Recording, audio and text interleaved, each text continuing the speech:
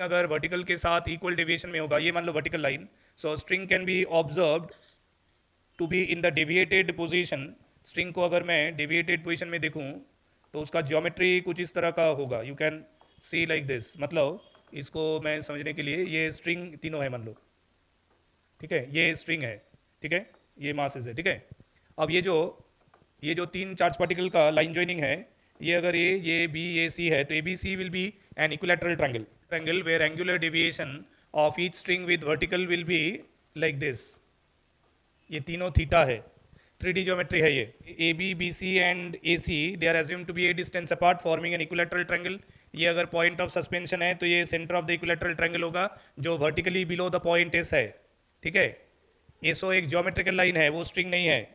S A equal to S B equal to S C, that is equal to a length of strings. So you can consider two repulsive forces on each charge particle at the corner due to the two other charges on that equilateral triangle.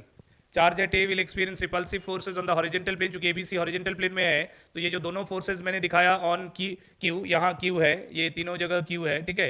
ये जो तीनों charge particle Q है वो repulsive force लगाएगा, सो ये दोनों forces horizontal होगा।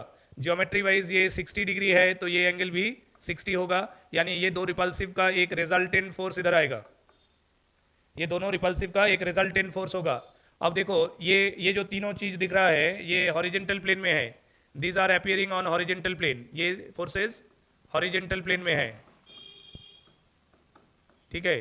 mg is appearing vertically downward, tension in the string is this one, यहां मैं इसको t ले सकता हूं, tension t, that can be resolve. तो उसका दो कंपोनेंट होगा, the vertically upward component t cos theta होगा which will counterbalance mg, और ये horizontal component towards the center of the triangle होगा as t sin थीटा।